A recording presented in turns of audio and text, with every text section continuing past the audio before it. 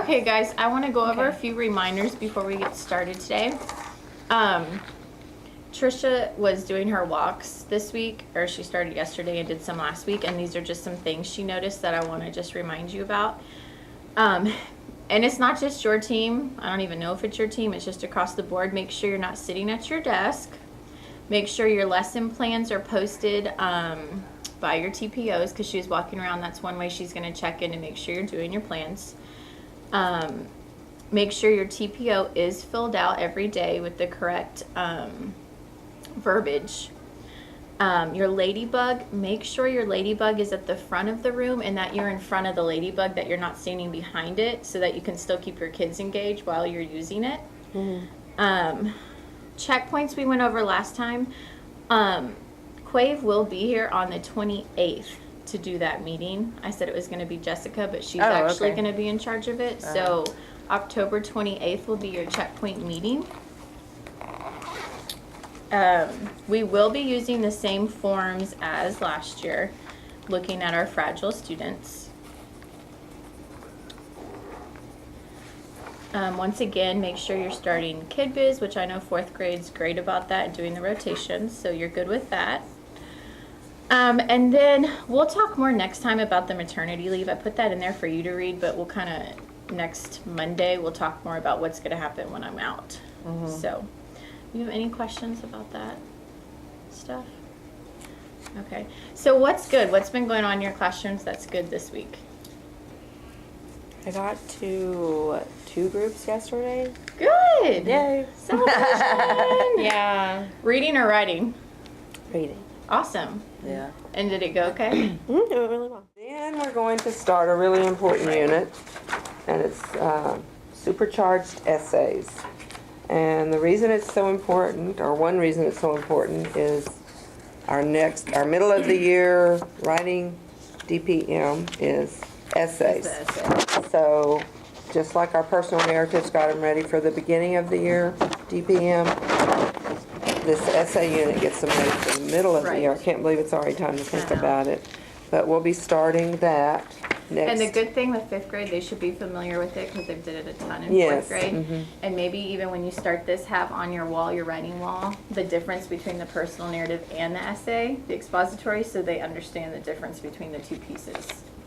That's Right. just something And to they think about. typically are pretty good at writing Yeah, essays, yeah. and they enjoy it, and it's kind of my favorite unit to teach. Right.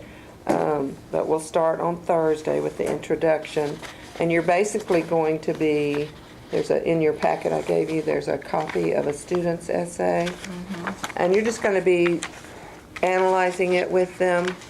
It's not a typical lesson because they're going to be analyzing, it's called My Father's My Worst Enemy. And they're going to be looking at characteristics of an essay and what's expected in an essay. And it's really important for this unit that you read the whole unit ahead of time and be familiar with it and have your own essay ready for modeling. Right. And I use the actual idea from the lesson, which is, I think, dogs make good pets. Because I was able to use, later in the unit, the students are taught to include anecdotes to sort of examples of their reasons. And I was able to apply this idea to my own life. So, and most anybody who's had a dog could use the examples in here. And you can even use ideas from here that didn't really apply to your real life. You know, you don't have to be totally honest in your modeling. In your modeling, if you don't have your own ideas, you can definitely use the ones in the lesson.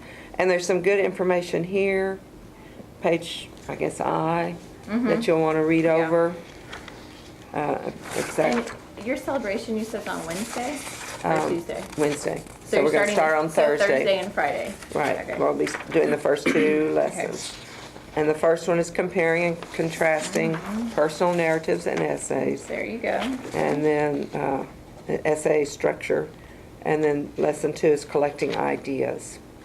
So just be prepared by reading over the whole unit and having your own idea of what you're going to model for the students. And that's The students are familiar with different genres. If you want to bring in some other genres, that's okay, but the main focus is on the 2 genres that we've already covered. I've also put some words here for the word catcher if you'd like to use those, comparing and contrasting attributes. Those will be the words for Tuesday. The words for Wednesday would be connections. What does it mean to make connections? What makes a good connection? You might want to talk about those things when you cover that. And just kind of review with them what the word genre means, because sometimes, they forget or they don't have a clear understanding of what that means. Right. So that's always a good thing to go over. So those were some of the critical words the words that I thought, the academic words that I Right. thought were critical for what we were studying during this That's week. good. Do y'all have book talk next week in the library? Or did you already have it? We haven't had it. I We don't- haven't. okay. We should have it next week Ask because we went Shelley last because week. she can tie it in during library time. 'Cause- Okay. And she can tie this making connections with the 2 genres too, just to Okay. help out. Awesome. Yeah. Okay. And so basically what we want to do is just talk to the kids about having those inner conversations, and Right. how when we read the first text, we want to just kind of dig deep and think about what the characteristics are and what we can learn from that particular author. What are the different questions Right. we can ask the author, and those conversations we have with the author. And when we read the next text, we immediately start making those connections to the next text, to the first text, I'm sorry. As we read the second text, oh, this reminds me of, or this makes me think about. So those are some of the stems that you might want to bring out to the students as you talk about connecting these genres. Okay. Sounds good. Cool. So for social studies, we'll be doing U.S. landmarks. So the main 3 ones that we're looking at are the Statue of Liberty, Mount Rushmore, and the White House. There are some pages in the book that we have for social studies. On page 360, there's the picture of the White House, 678 Washington, D.C., 618, again, the White House, and then 610, picture of the Statue of Liberty. I looked through it, and it really doesn't have any background information. It's just a visual of the White House, if the kids have never seen it, or the Statue of Liberty.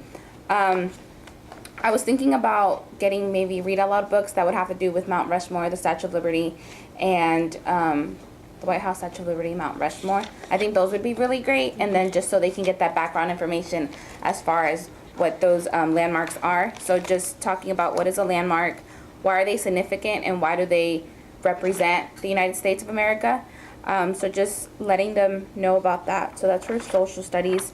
There is a Statue of Liberty, I guess, it's like a small passage. There's this one for the White House.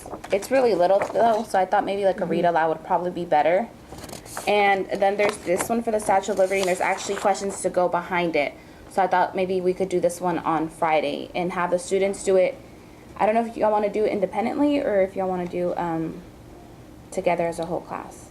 Because It depends, if we cover everything, I think. well, all the answers come from here. Come from here, We'll okay. read that and they come from there. Okay. So do you think independently or? Or Maybe maybe we could work with a have them have- partner. Or a partner. Oh, partner would be Yeah. nice. Okay, so we would do. And then they're practicing going back and proving because the answer, like you said, They're in there. Okay, so we'll do this on Friday and it'll be partner work. sounds good. And in complete sentences, right? Yes, complete sentences. Oh, and then also I was gonna say we could do since this week we're doing capitalizing proper nouns, mentioning it again when we're doing the Statue of Liberty, Perfect. Mount Right. Rushmore, and the White Right. House. Just because we think they know that, but Right. they don't. Right. Right. And then for revising and editing, we'll be doing subject-verb agreement. And then we have the PowerPoint online, and it's just the invitation to notice, to imitate, and then to write a correct subject-verb agreement. And then on the last day, I actually have a packet that we could do what we did this past week that we copied and have the students do that. So, I think it's good for them to have some practice. Right. so this is the PowerPoint.